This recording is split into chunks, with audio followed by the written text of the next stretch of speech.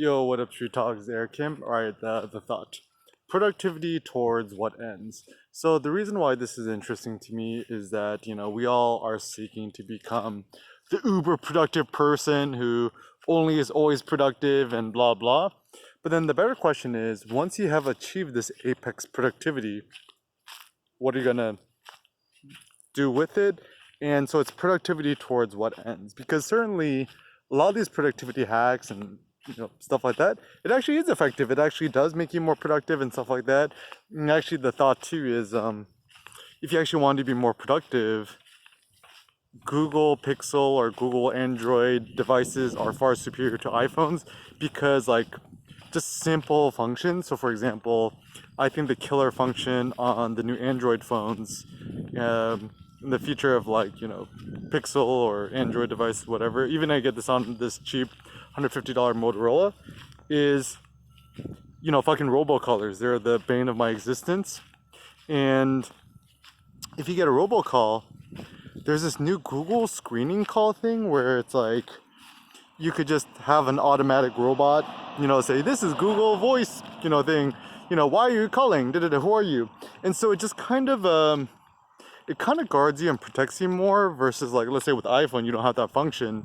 So my basic thought is, I think the iPad and the MacBook Pro or MacBook laptops, whatever, or iPad whatevers, are the best Apple devices.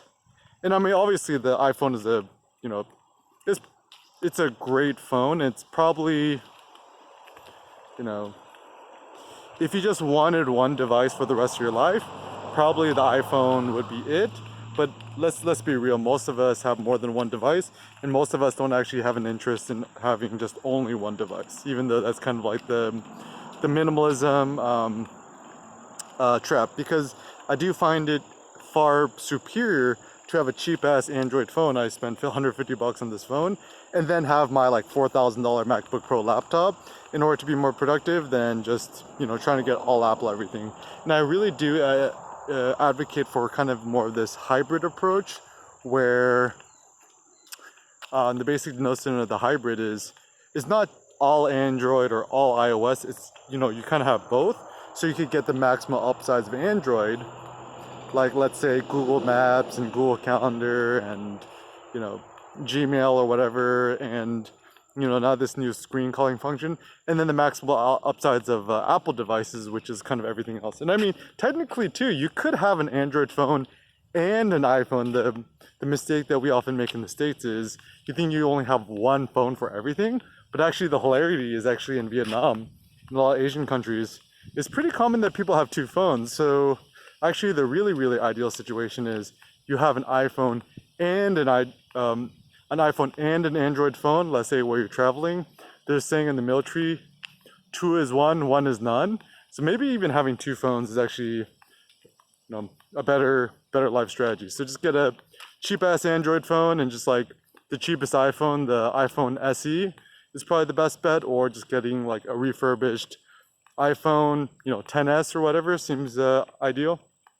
So my thought is once you could free up you maximize your productivity and efficiency, whatever, essentially what you're trying to optimize for. I was doing this article for like Google search engine optimization. Maybe there needs to be some sort of like creativity optimization or productivity optimization or just life optimization or arts optimization, where what you're trying to optimize for is, essentially to be less afraid, to censor yourself less, to worry less about what other people's thoughts and perspectives of you are, and that you could speak the most unfiltered, you could be the maximally courageous whatever, and really care less about what other people think about you. Caring more about your own opinion of yourself seems like the most robust position to be as a human being and to truly thrive in life.